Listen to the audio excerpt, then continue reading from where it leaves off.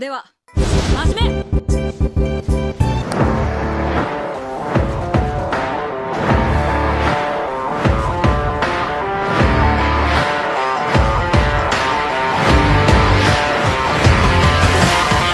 Seperti biasa, Ulung Isbek akan mereview anime yang berjudul Saikyu on Meiji no Isekai full episode.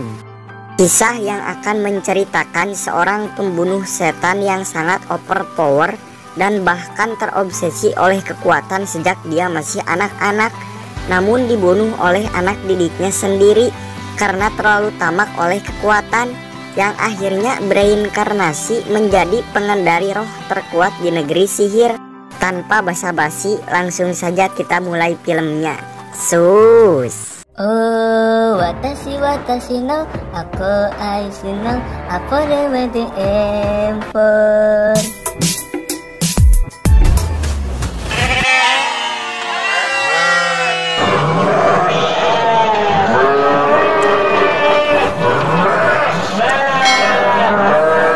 Film ini diawali dengan terlihatnya pasukan roh jahat yang mirip seperti Hulk namun berwarna merah sedang berbaris ingin melakukan serangan.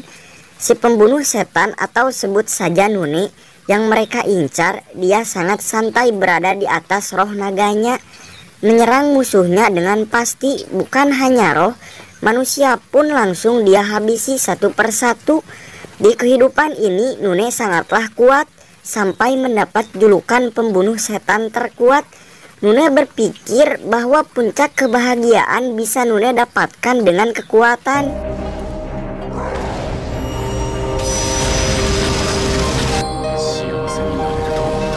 Namun malam itu sangatlah kelam baginya karena anak didiknya sendiri yang membunuhnya karena mendapat bayaran dari musuhnya.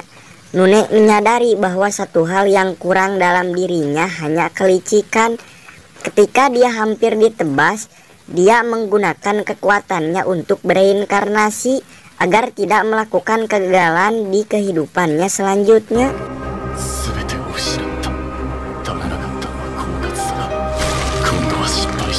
Dia bereinkarnasi di negeri sihir, di mana manusia dan iblis hidup berdampingan. Dia terlahir dari klan Lamprog yang sangat terhormat sebagai Seika, putra ketiga dari Lamprog. Namun dia terlahir tanpa sihir. Sebagai ganti kekuatan, rohnya dulu masih dia kuasai.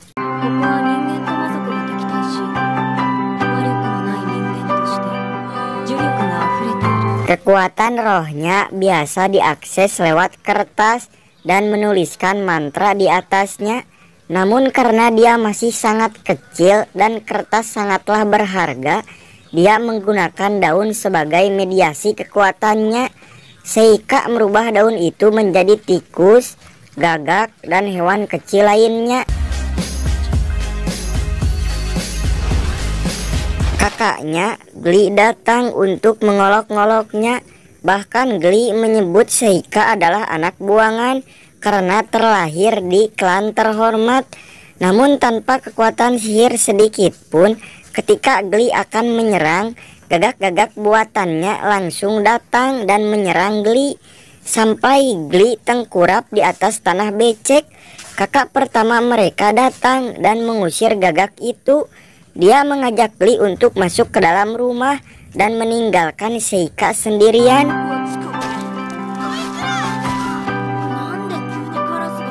Seika mengirim gagaknya untuk mencari informasi tentang dunia barunya agar mencari informasi lebih simpel. Saat Seika berumur 6 tahun, Seika sering dikacangin oleh para pelayannya karena Seika lahir dari seorang pelacur dan tak punya kekuatan sihir sedikit pun. Dia mendapatkan informasi bahwa negeri ini sangatlah luas. Kesejahteraannya pun sangat terjaga dan selalu terlihat damai. Dia pun mulai menyiapkan kertas yang digunakan sebagai mediasinya untuk memanggil semua rohnya. Seika kebingungan karena baju kerajaannya tak ada di lemari. Pintu kamarnya diketuk. Dia membukakan pintu dan ternyata Yipa, pelayan yang seumuran dengannya, menemukan bajunya di semak-semak. Gli datang dan memarahi pelayannya. Dia juga meledek Seika bahwa orang yang tak punya kekuatan sihir sangat bahagia karena tak perlu repot-repot latihan. Dia juga menceritakan bahwa dia akan masuk Akademi Sihir Lodoneia, tempat lahirnya penyihir-penyihir terkenal di negeri ini, dan Seika tak akan mungkin bisa masuk ke sana.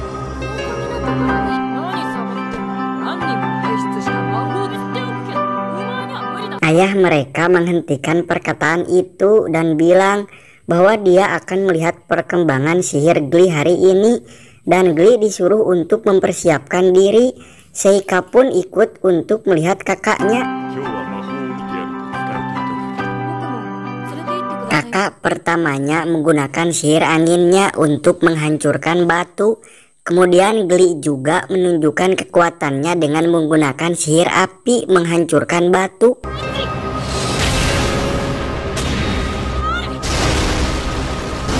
Namun Gli menantang Seika untuk mencoba melakukan itu mumpung ada ayah mereka di sana, sambil memberikan tongkat sihirnya kepada Seika. Tanpa disangka, Seika menerima tantangannya dan mengambil tongkat sihir. Saat dia memasang kuda-kuda, dia bilang bahwa dia tak akan menunjukkan kekuatan sebenarnya seperti di dunia lamanya, tapi keadaan ini terpaksa karena dia punya tujuan tersendiri untuk melakukan itu. Saat dia mengancungkan tongkatnya, dia memanggil roh Pospor untuk menjadi kilatan dan kobaran api.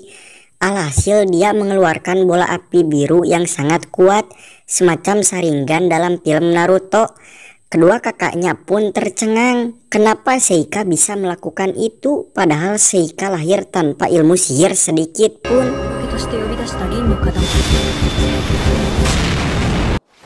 Ayahnya menjelaskan bahwa terkadang orang yang lahir tanpa ilmu sihir bisa melakukan sihir lebih kuat sampai merubah warna apinya menjadi biru. Seika pun meminta pada ayahnya agar dia bisa belajar ilmu sihir, namun ayahnya menolak karena tak ada sejarahnya orang yang lahir tanpa ilmu sihir bisa sukses besar dalam bidang itu. Namun ayahnya menyenangkan hati Seika dengan bilang dia bisa belajar sihir tahun ini dengan guru privat, yaitu kedua kakaknya. Dia kembali memutuskan mengawasi dunia ini lebih dalam lagi dan mengirim kertas mantranya ke beberapa negara karena dia bisa melihat lewat kertas mata itu. Beberapa bulan kemudian, kertas rohnya siap, penulisan segelnya pun tepat, jadi dia bisa memanggil roh anak buahnya untuk mempermudah urusannya. Namun karena berjaga-jaga, takut hal aneh terjadi, jadi dia memanggil roh paling jinak untuk permulaan, yaitu roh rubah yang berwujud wanita cantik. Saat telah tiba, wanita itu langsung memeluk Seika dan bertindih tubuh di lantai dengannya. Namun Seika agak heran karena saat di dunia sebelumnya rubahnya itu berwujud wanita perawan yang sangat cantik dan sangat sensasional. Namun sekarang malah anak bocil yang terlihat sange dengan kepolosan teteknya yang sangat mencolok.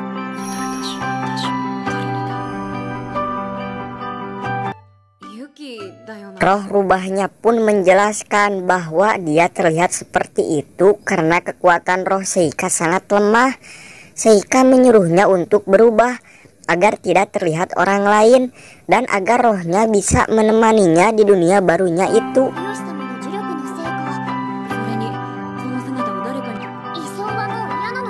Gli bertabrakan dengan Yipa yang sedang membawa air. Baju Gli pun basah karena air yang dibawa Yipa tumpah di atas bajunya. Gli memarahi Yipa habis-habisan. Saat Gli melihat bodi Yipa yang seperti penyanyi dangdut nikahan itu, Gli bilang malam ini datang ke kamarnya. Gli akan mengajari hakikat budak yang sebenarnya seperti apa. Saat mendengar itu, wajah Hippa tiba-tiba menjadi merah. Namun tiba-tiba Seika muncul dan mengatakan bahwa Hippa sudah ada janji dengannya. Jadi dia tak bisa ke kamarmu malam ini. Gli terlihat marah dan melayangkan tinju pada Seika. Namun ditangkis lagi dengan tinju tangan kirinya dengan santai. Gli bilang, lihat saja pembalasanku. Hippa mengajak Seika ke suatu tempat. Tibalah mereka di semak-semak. Seika sempat berpikir bahwa Hippa akan mengajaknya guling santai di atas rumput atau jukut. Ternyata Hippa menunjukkan hewan kecil seperti kelinci. Namun ada tombol di kepalanya. Kelinci itu terlihat sangat lemah tak berdaya. Hippa meminta Seika untuk menolongnya. Seika pun meminta Hippa jangan melihatnya karena dia tak ingin kekuatannya diketahui Hippa, dengan alasan sering grogi jika dilihat. Seika pun menggunakan kertas ajaibnya untuk menyembuhkan kelinci itu. Hippa pun sangat takjub dengan itu, bahkan sampai memujinya karena ternyata Seika bisa melakukan sihir penyembuhan. Padahal orang lain membicarakan bahwa Seika tak punya sihir secuil pun. Seika membalas Hippa dengan pujian. Seika bilang bahwa Hippa juga istimewa karena dia bisa melihat hal yang tidak bisa dilihat orang lain. Hippa sangat kaget dan terlihat salting. Namun Seika bilang bahwa dia beberapa kali melihat mata Hippa mengikuti roh bintang. Jadi Seika beranggapan bahwa Hippa bisa melihat roh. Hippa pun menjelaskan bahwa hal ini adalah hal yang dia rahasiakan sejak kecil. Dia bilang bahwa dia bisa melihat roh alam. Itu adalah salah satu alasan kenapa dia bisa menemukan baju kerajaan milik Seika. Karena entah kenapa roh alam sering berkumpul di barang-barang Seika. Namun roh itu menjauh pada Seika.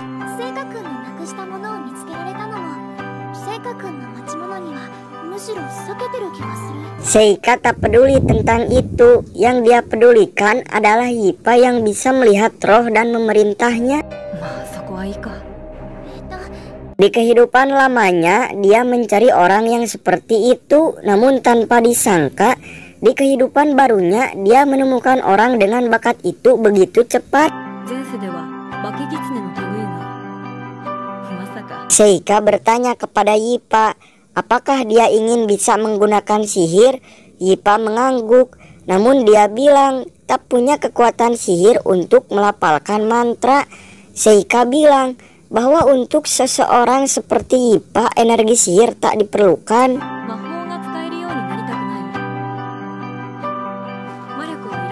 Akhirnya Seika pun melakukan uji coba dengan memanggil roh api. Seika menyuruh Hippa untuk memohon pada roh angin agar menghilangkan api itu. Hippa mencobanya namun gagal, dan ketika Hippa kesal dan mulai berteriak, barulah roh api itu hilang.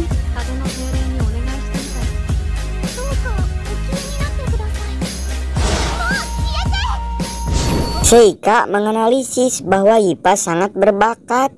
Kekuatannya memang lemah, tapi itu masih bisa dilatih. Seika merasa sangat beruntung dan akan menjadikan Hippa sebagai partnernya.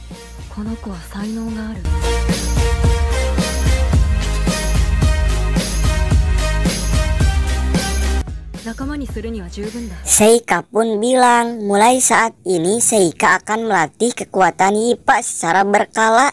Hippa terlihat sangat senang dan gembira dengan perkataan Seika. Dan sejak hari itu mereka sering berlatih bersama dan mulai menjadi akrab. Mereka berlatih di musim semi, bahkan di musim salju.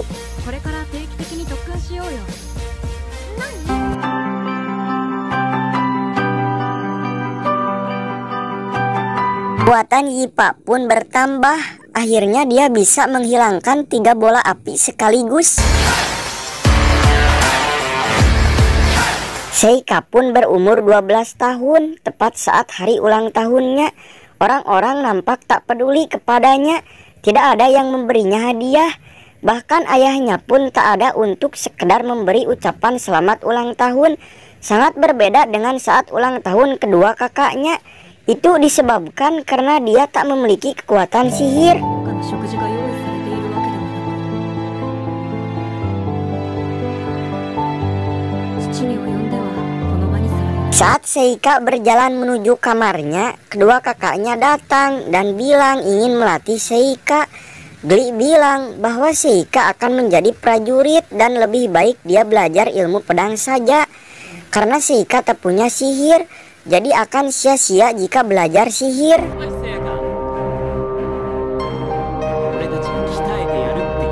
Kakaknya memarahi Gli karena berbicara tanpa kesopanan pada adiknya.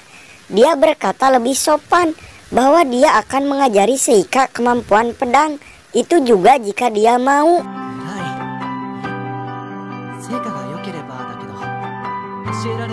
Namun tiba-tiba ada pelayan wanita yang datang dan memberitahu bahwa ada serangan monster besar di kota dan para penjaga mengusirnya dengan sihir api.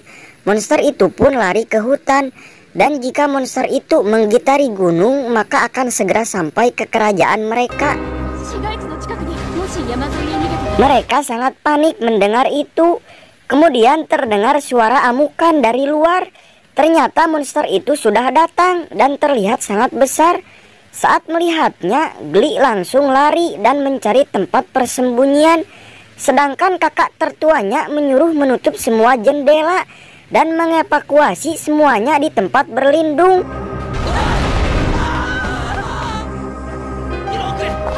Seika malah lari menghampiri monster itu karena dia tahu monster itu akan menyerang Yipa yang sedang berada di halaman. Namun saat hampir menginjak Yipa, tiba-tiba roh api menyerang monster itu. Ternyata Yipa sudah sangat berkembang hingga dia bisa mengendalikan roh api. Seika pun memanggil monster itu agar mengejarnya. Kemudian dia mencari waktu yang tepat untuk melakukan serangan. Semua orang di istana memperhatikannya dengan sangat takut. Seika pun melompat, dan ketika dia di udara, dia memanggil roh api dan roh racun. Dia menyatukan kedua roh itu dan menyerang kada raksasa. Kekuatan memancar sangat kuat dan terlihat berwarna ungu. Cahaya itu langsung menutupi tubuh monster itu, dan di detik selanjutnya monster itu langsung tumbang. Semua orang di istana sangat takjub dan bertepuk tangan atas kehebatan Seika yang melumpuhkan monster sebesar itu dengan satu serangan. Malam harinya, hidangan di meja makan semuanya makanan mewah. Semua itu adalah bentuk kebanggaan dari ayahnya karena Seika telah melakukan pencapaian yang sangat luar biasa. Bahkan ayahnya merasa wajib memberikan hadiah pada Seika.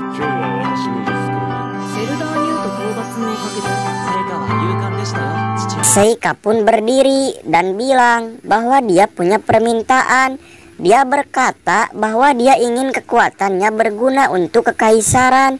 Maka dari itu dia ingin mendaftarkan diri di Akademi Lodonia sebagai perwakilan klan Ramplog yang terhormat. Ayahnya terlihat berpikir sejenak dan mengizinkannya. Namun Seika bilang bahwa dia juga ingin minta izin untuk membawa Yipa sebagai pelayannya selama di akademi. Ayahnya berkata itu sia-sia saja karena Yipa tak memiliki kekuatan sihir. Seika pun menunjukkan kekuatan Yipa pada semua orang yang ada di meja. Seika mengajak Yipa pergi keluar jendela, memberikan tongkat sihir kepadanya dan bilang bahwa jika Yipa ingin ikut dengannya ke akademi, Yipa harus menyuruh roh api dan menciptakan serangan api yang besar keluar jendela.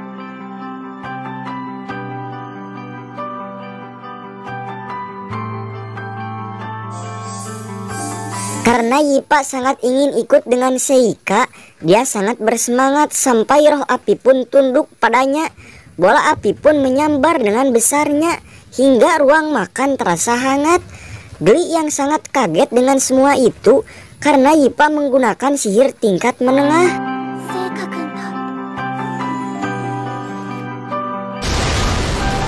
Ayahnya pun mengizinkan Yipa ikut bersama Seika. Namun Gli langsung membantah karena sudah turun-temurun bahwa klan Lamprog tidak mengizinkan dua bersaudara menempuh jalan yang sama. Jadi apa gunanya melawan tradisi hanya karena mengutus anak buangan? Ayahnya bilang, tak ada yang akan melawan tradisi, justru kau yang harus masuk pasukan prajurit. Kau harus bertukar posisi dengan Seika. Gli tidak senang dengan itu. Dia menantang Seika untuk berduel dengannya. Jika Seika kalah, Seika harus pergi dari kerajaan ini. Namun Seika tak merasa keberatan. Akhirnya telah diputuskan besok akan diadakan duel, dan wasitnya adalah ayah mereka sendiri.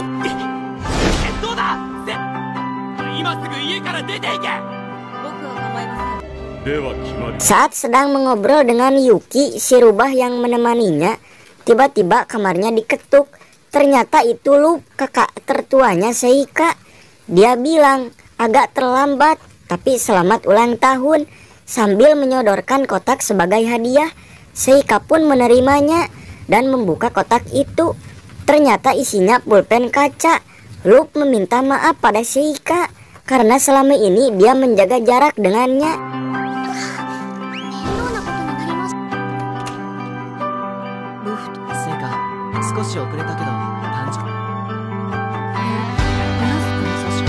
Dan dia meminta agar menahan diri di duel besok. Buat saja Gli kapok, jangan sampai berlebihan.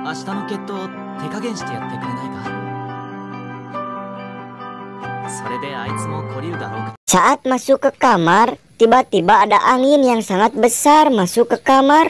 Ternyata itu Gli yang tak sabar ingin langsung berduel dengannya.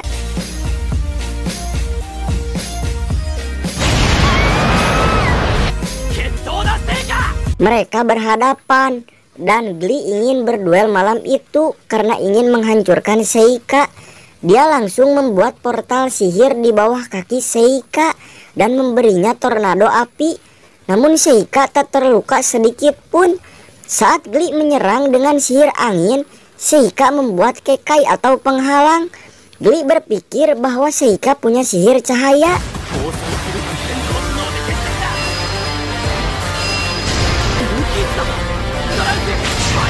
Seika pun mengeluarkan bonekanya dan membuat santet untuk Gli agar dia tak bisa bergerak. Kemudian dia memotongkan tangan bonekanya hingga rasa sakit dirasakan oleh Gli sampai dia menyerah. Dan Seika bilang bahwa Gli harus mengakui kekalahannya pada ayah esok hari.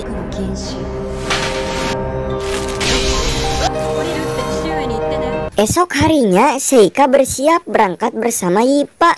Dilepas oleh Lup yang memberikan sepatah dua patah kata bijak padanya dan menyampaikan pesan ayahnya bahwa Seika harus belajar dengan tekun. Mereka pun berangkat menempuh perjalanan 7 hari 7 malam.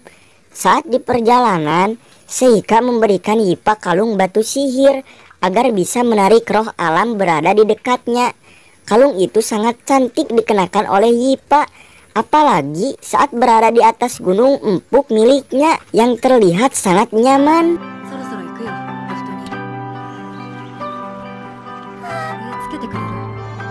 Mereka pun sampai di penginapan.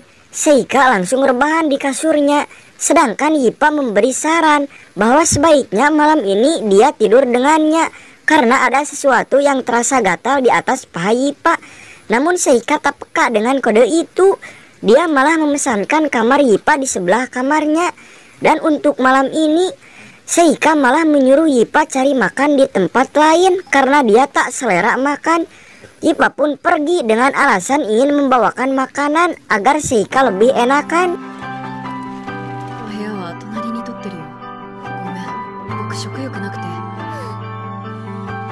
Esok harinya mereka sampai di depan akademi. Mereka langsung menuju ke tempat tes kekuatan, di mana akan terlihat sihir apa yang mereka gunakan. Saat Hipa menaruh tangannya, ada gelombang api dan angin namun kecil.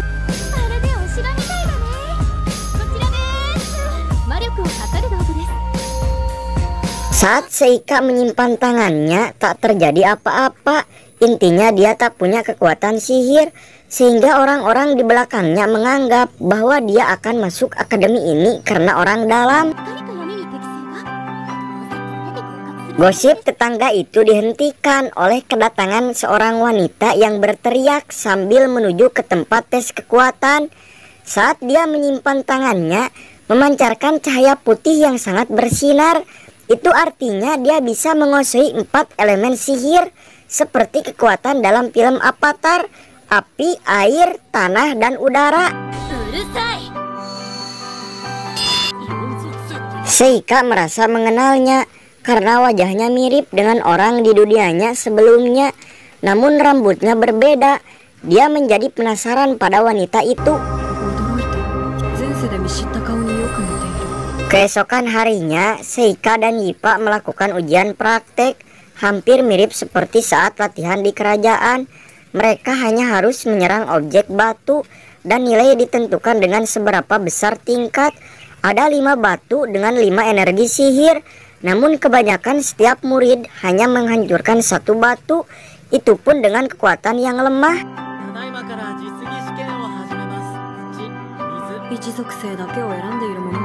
Giliran Hipa pun telah tiba. Dia maju ke depan dengan percaya diri. Serangan pertama dia memilih sihir api. Saat dia membaca mantra tingkat menengah, batu itu langsung hancur berkeping-keping. Semua orang sampai terkagum melihatnya.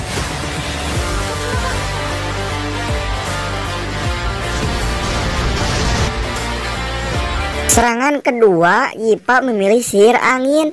Dia langsung melafalkan mantranya. Awalnya batu itu hanya berlubang kecil-kecil, namun di detik kemudian batu itu hancur seperti batu pertama. Hipa pun meminta maaf pada pelatih karena telah menghancurkan barang milik sekolah. Seika merasa bangga pada Hipa karena muridnya telah mencapai hal yang luar biasa.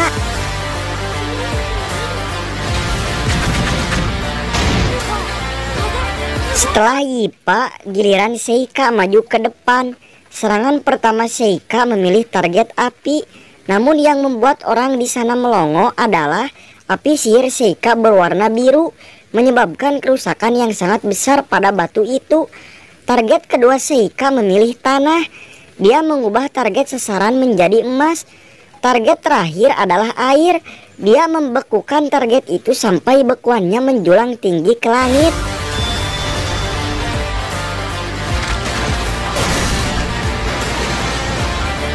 Yang sukses membuat semua orang melongo karena mereka hanya tahu Seika tak memiliki kekuatan sihir sedikit pun.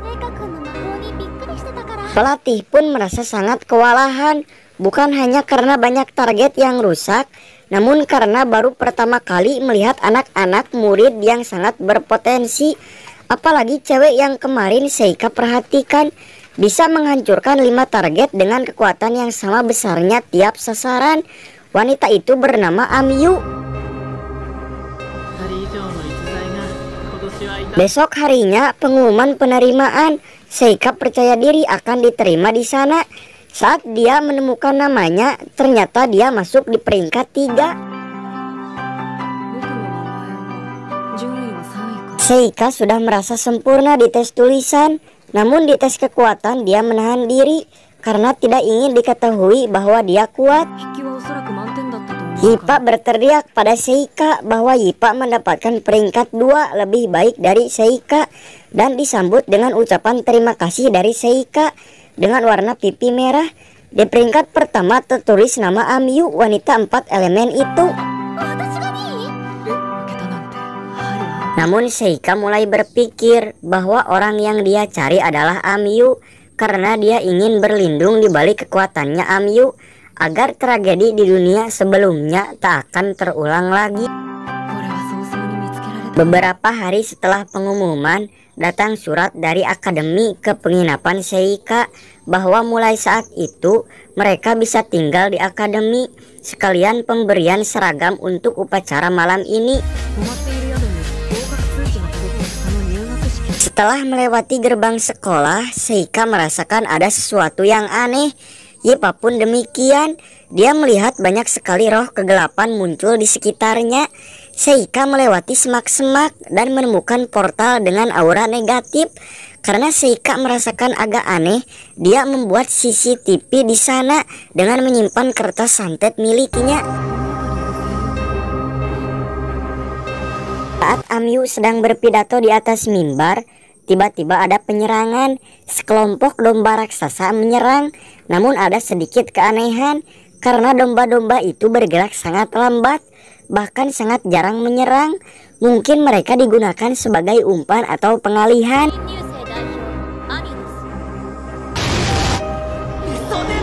Seika melihat CCTV kertasnya. Ternyata di sana sudah ada seorang iblis domba yang memancarkan kekuatan sangat aneh. Dia pun bergegas pergi ke sana. Sebelum pergi, Seika berpesan pada Yipa, jika situasinya mulai bahaya, kaburlah dengan ilmu sihirmu. Seika langsung bernyanyi di belakang si domba agar fokusnya terganggu oleh nyanyian. Iblis itu meledeknya karena dia datang menyusulnya sendirian, sama saja seperti memberikan leher untuk dipotong.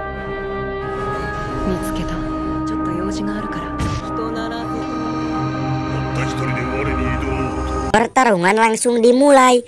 Iblis yang memanggil anak buahnya langsung Seika pindahkan ke semesta lain. Dan saat tombak iblis dia menyerang bertubi-tubi, Seika hampir tergores. Saat Seika berpura-pura lemah, iblis itu menjelaskan bahwa targetnya melakukan serangan adalah pahlawan atau Amyu. Karena kekuatannya yang melampaui manusia biasa, Amyu sering dianggap pahlawan dalam ramalan.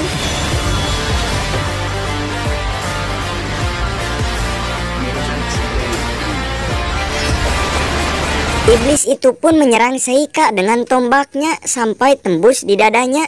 Iblis berpikir bahwa Seika pasti sudah mati. Namun Seika hidup lagi dan kembali bernyanyi membuat iblis domba terlihat sangat marah. Dia akan menggunakan semua kekuatannya untuk membunuh Seika. Namun Seika menggunakan kertas santetnya agar tak bisa mati. Walaupun telah ditusuk oleh pedang ratusan kali, pertarungan dilanjutkan dengan sangat epik.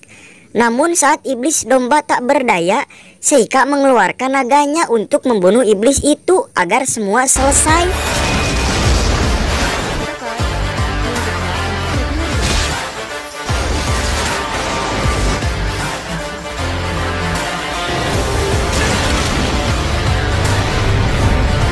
Seika kembali ke tempat penerimaan. Dia langsung menanyakan kabar Yipa. Dia baik-baik saja dan semua monster semalam telah dihabisi oleh Amyu sendirian. Sejak saat itu Seika sadar bahwa Amyu memang orang yang dia butuhkan untuk terus hidup bahagia di dunianya itu. Dan dia rela jika harus membunuh Raja Iblis agar membuat Amyu menjadi paling kuat untuk menggantikan posisinya.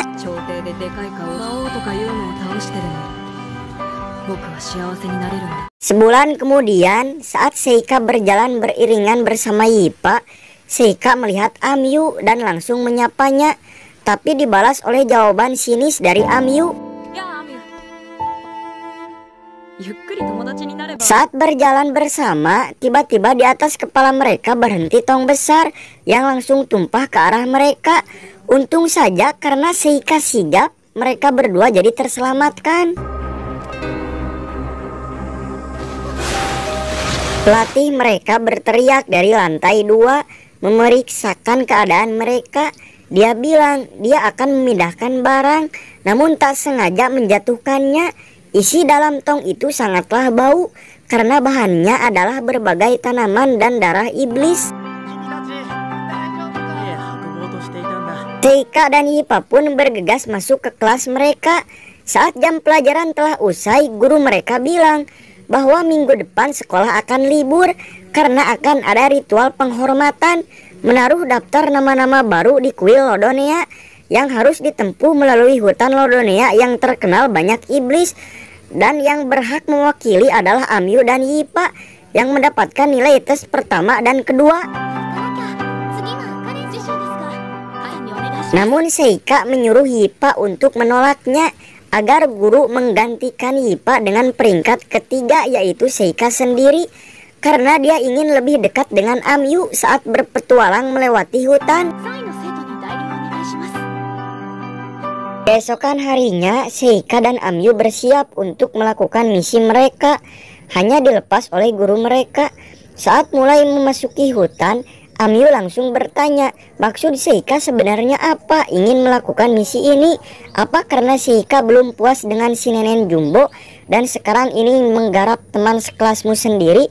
Seika menjelaskan bahwa dia tak pernah melakukan mantap-mantap dengan Yipa, walaupun Yipa sering mengajaknya dengan pesona tetek jumbonya yang tiada tara. Saat melewati pepohonan yang sudah ditebang, tiba-tiba Amyu merasa sakit kepala dan Seika merasakan ada sesuatu yang aneh. Dia melihat pada tunggul pohon. Di sana ada lingkaran sihir seperti yang pernah dia lihat di halaman sekolah saat iblis domba muncul. Tiba-tiba mereka pun berteleport ke tempat yang sangat gelap yang langsung diserang oleh pasukan iblis kadal. Tanpa basa-basi, Amyu langsung menyerang iblis itu dengan pedang dan sihirnya. Seika pun membantu dengan menggunakan sihir batang pohon menghancurkan sebagian pasukan kadal itu. Mereka pun berjalan menyusuli lorong itu untuk menemukan jalan keluar. Seika pun merubah kertas santetnya menjadi lebah agar bisa mencari jalan keluar dari atas, karena mereka sekarang sedang berada di dalam tanah.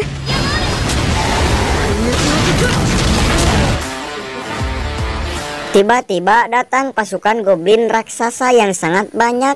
Seperti biasa, Amyu langsung menyerang. Namun setelah menyerang 2 kali, Amyu malah terlempar ke tembok dan hampir tak sadarkan diri. Seika pun menggunakan sihir batang pohonnya untuk menusuk goblin yang ada di sana. Namun ternyata masih banyak pasukan goblin di depannya yang ingin menuju ke sana. Saat Amyu sudah pingsan, Seika pun memanggil roh kelabang raksasa untuk membantai para pasukan goblin itu sampai tercabik-cabik. Amyu pun tersadar dari pingsannya, namun sakit kepalanya datang lagi. Walaupun Seika telah memindahkan rasa sakit itu ke kertas santetnya, akhirnya Seika pun membuat kekai atau pelindung anti santet. Dan ternyata rasa sakit Amyu menghilang seketika. Jadi bisa dianalisa bahwa Amyu terkena santet. Amyu menyanggahnya karena jika dia kena santet maka akan ada sesuatu di tubuhnya. Namun tidak dia temukan sama sekali. Seika pun meminta Amyu melepas bajunya agar Seika bisa melihat punggungnya. Namun tetap tidak menemukan apapun. Seika pun memutuskan membuat boneka santet untuk Amyu. Namun untuk memindahkan rasa sakitnya pada kertas santet Seika, dia pun meminta 1 helai rambut Amyu. Setelah itu mereka banyak mengobrol banyak hal, sampai Amyu pun bercerita bahwa dia adalah seorang maniak pertarungan. Dia akan selalu merasa senang saat sedang bertarung, tak peduli lawannya manusia atau iblis, sampai-sampai dia disebut aneh oleh para tetangganya yang sering membuat gosip tentangnya. Seika berkata bahwa itu adalah petualangan pertamanya, jadi dia mengajak Amyu untuk bersenang-senang, karena bisa jadi tak ada waktu lagi untuk mereka berpetualang. Mereka pun terus bertarung dengan bahagia melawan para monster.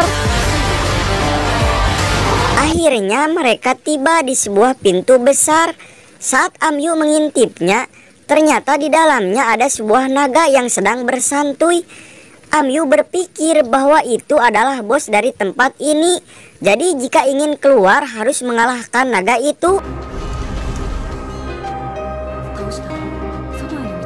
Amyu sempat putus asa karena mustahil melawan naga hanya dengan 2 orang. Namun Seika bilang dia sangat percaya diri bisa mengalahkan naga itu. Amyu menanyakan alasannya.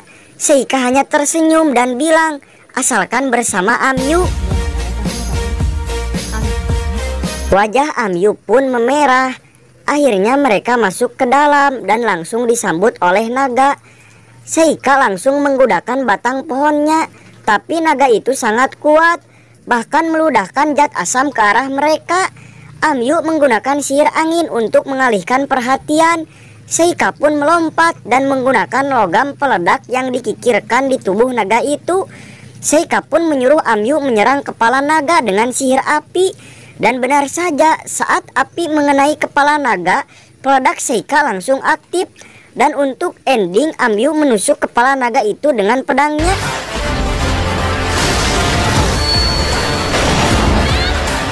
Naga pun terkapar tak berdaya. Di atas mayat naga itu terlihat 1 pedang pusaka dan cincin. Akhirnya mereka pun berbagi hasil. Amyu mengambil pedang dan Seika mengambil cincin. Amyu merasa sangat senang berpetualang dengan Seika dan mengajaknya berpetualangan lagi di lain waktu.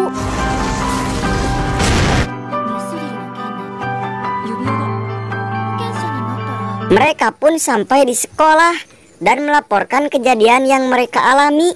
Namun karena lingkaran sihir yang mereka temukan hilang, mereka tidak tahu siapa dalang di balik semua ini. Namun malam harinya, Seika mendatangi pelatih karena dia tahu dalangnya adalah dia. Seika menceritakan semua yang dia tahu, bahwa pelatih adalah mata-mata iblis. Dia juga membuat santet untuk Amyu. Bahkan dia juga ingin menyantet Seika dan Ippa saat kejadian Tong di masa lampau.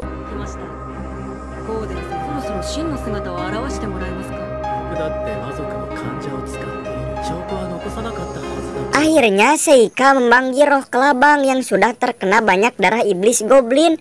Dia memindahkan semua darah itu agar mengenainya. Dan setelah itu dia kirim balik santet itu ke pengirimnya, yaitu pelatihnya sendiri. Dengan itu pelatihnya langsung muntah darah, bahkan keluar darah dari hidung dan matanya.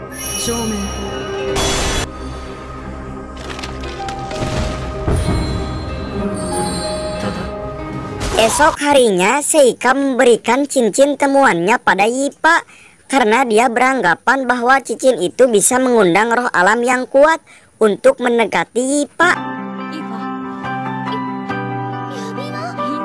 Tayangan langsung lompat pada upacara kenaikan kelas sekaligus penyambutan siswa baru. Seika agak kesal karena sejak kejadian santet Amyu tak ada lagi serangan iblis ke Akademi Lodonea. Saat mereka sedang menyantap makanan, tiba-tiba wakil Capsek datang dan memanggil Seika dan Ippa menemui Capsek. Amyu menakuti mereka karena setiap ada panggilan Capsek pasti ada masalah. Namun Seika santai karena dia dipanggil bersama Ippa. Saat menuju ruang Capsek, Ippa merasa heran karena setiap ada acara selalu Wak Capsek yang hadir.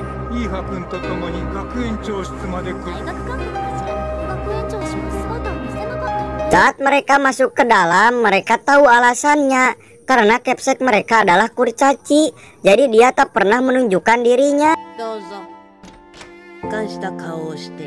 Pembicaraan langsung masuk ke intinya, bahwa mereka harus mewakili sekolah untuk melakukan tanding gabungan di ibu kota bersama junior mereka. Datanglah seorang wanita kelas 1 yang bernama Mabel Crane. Sekolah hanya diberi 2 kuota saja untuk mendaftar. Jadi mereka harus memutuskan antara Seika atau Ippa yang akan mengikuti pertandingan itu. Jadi Seika dan Mabel lah yang akan mewakili sekolah itu. Saat tiba di kantin, Amyu langsung marah-marah karena dia tak diajak untuk mewakili sekolah.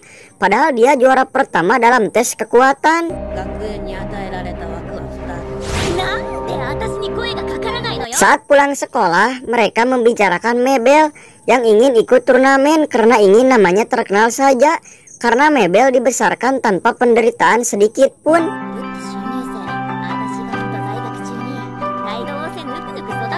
Perkataan mereka terdengar oleh Mabel yang langsung menyanggah semua itu. Mabel menghina bahwa Amyu lemah namun berbicara sangat sombong. Jadi Amyu-lah yang sebenarnya dibesarkan dengan manja. Waktu turnamen pun tiba. Mereka berangkat ke ibu kota dengan kereta kuda. Namun Amyu dan Yipa pun ikut karena mereka ingin melihat pertandingan itu meskipun harus bolos dari sekolah.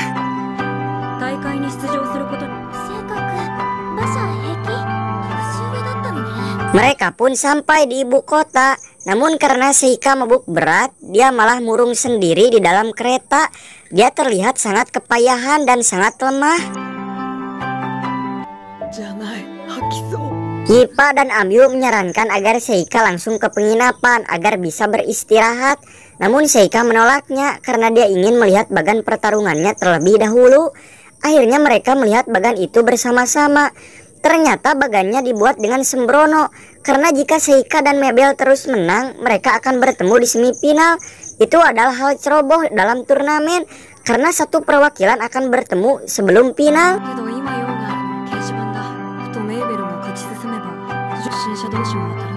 Siangnya turnamen pun dimulai. Tahun ini banyak perbedaan, karena biasanya turnamen ini hanya diikuti oleh pengguna pedang saja. Namun kali ini penyihir pun diperbolehkan ikut serta, hingga sebagian dari pesertanya adalah penyihir. Pertandingan Seika menjadi pertarungan pembuka hari itu. Dia harus melawan pengguna pedang yang terkenal dengan kecepatannya dan musuhnya itu sangat benci pada bangsawan. Jadi dia merasa sangat beruntung di pertarungan pertama langsung berhadapan dengan bangsawan. Bahkan dia mengoceh bahwa dia akan menebas Seika sebelum Seika selesai membacakan mantranya.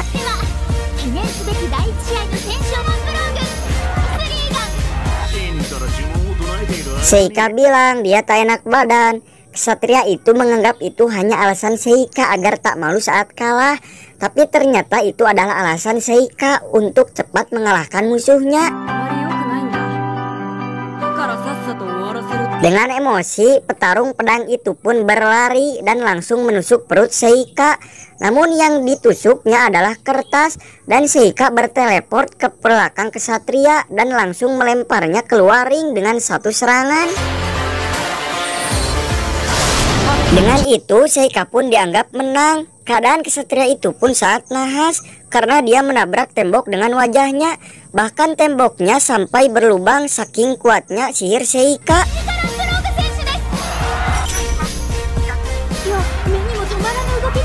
Seika pun menggunakan banyak kertas santetnya agar dia bisa menguasai pertarungan dengan lebih detail seperti CCTV. Di pertarungan kedua, penyihir air akan melawan orang misterius yang tak diketahui dia penyihir atau petarung. Karena matanya aneh, sebelah buta, sebut saja dia Dajjal. Untuk mempermudah mengingat namanya, saat pertarungan dimulai, si Dajjal mengaktifkan mata merahnya hingga penyihir air tak bisa bergerak sedikit pun. Dajjal menghampirinya dengan perlahan dan saat dekat dia menebas lehernya dan langsung memutarkan ke perutnya sampai dia mati.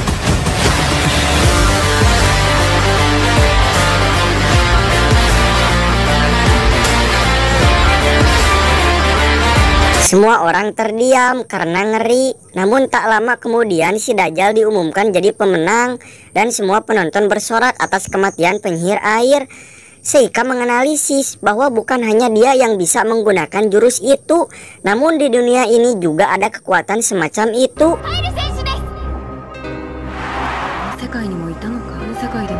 Dan pertandingan selanjutnya adalah pertandingan pertama di babak kedua, yaitu Seika melawan ahli boneka yang sudah membawa golem batu yang di babak pertama tidak bisa disentuh oleh senjata apapun. Dia sangat sombong sampai bilang pada Seika bahwa menyerahlah selagi sempat. Namun saat pertarungan dimulai, saat golem itu mulai berjalan mendekati Seika, Seika mengeluarkan roh angin. Namun karena kecepatannya, dia terlihat seolah menggunakan sihir angin. Golem itu pun hancur dalam sekali serangan, menimpa pemiliknya. Seika menodongkan tongkat sihirnya dan berkata, Menyerahlah selagi sempat. Ahli boneka itu pun langsung menyerah karena ketakutan.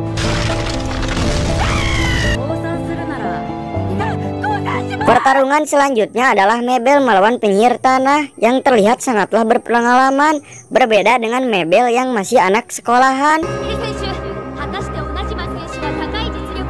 Penyihir tanah langsung melemparkan bebatuan dan tanah keras ke arah Mabel. Namun dengan mudahnya Mabel memotongkan batu itu dengan pedangnya, hingga beberapa kali terus Mabel memotongkan dengan pedangnya. Akhirnya si tua itu membuat benteng tinggi agar Mabel tak bisa menyerangnya. Namun percuma saja, meskipun si tua memakai sihir tingkat atas, tetap saja Mabel mudah menghancurkannya. Karena Mabel menambah berat senjata dengan sihir cahaya miliknya, jadi menghancurkan apapun akan sangat mudah baginya.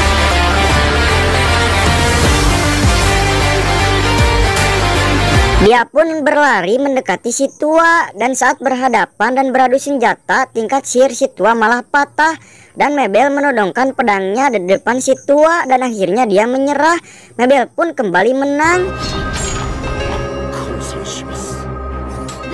Malam harinya Seika mengawasi seseorang yang ingin mengirimkan surat dengan merpati. Namun saat merpatinya terbang, langsung direbut oleh merpati kertas milik Seika.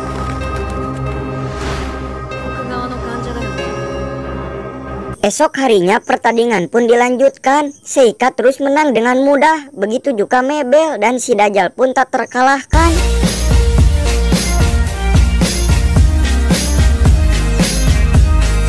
Saat pertandingan Seika berakhir, Mabel telah menunggunya di lorong. Dengan kemenangan barusan, Seika otomatis mendapatkan tempat di semifinal melawan Mabel. Ternyata Mabel menunggu Seika hanya ingin bilang bahwa Seika harus mundur. Karena Mabel takut tak bisa menahan dirinya, maka Seika harus mundur jika tak ingin mati.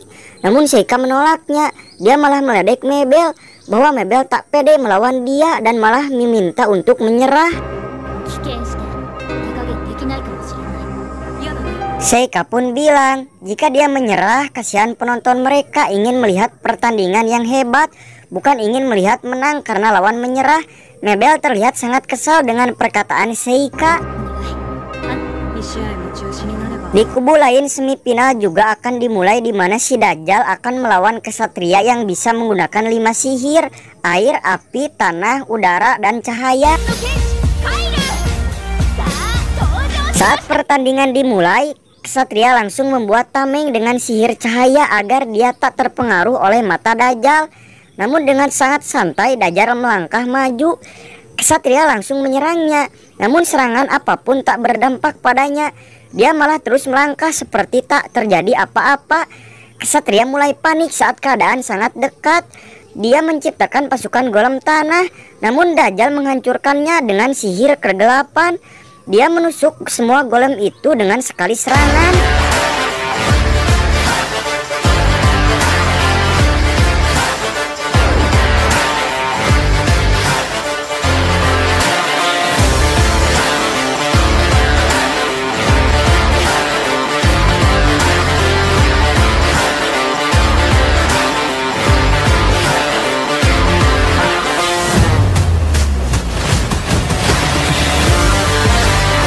Kesatria pun panik dan akhirnya berlari menyambut si Dajjal dengan memberikan serangan lebih dulu.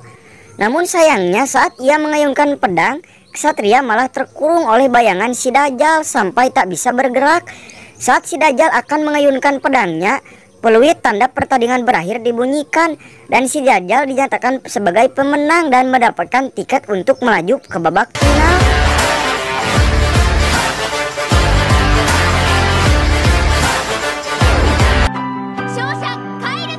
Pertandingan hari itu pun selesai.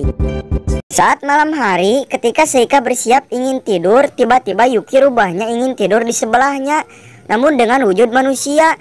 Saat mereka mengobrol berhadapan, Seika melihat Mabel berada di luar kamarnya. Akhirnya dia mendorong-dorong Yuki hingga mereka berpelukan di atas kasur. Yuki sempat panik karena dia pikir manusia tak akan bisa kawin dengan rubah. Namun Seika malah keluar dan melihat Mabel yang telah bersiap membunuhnya.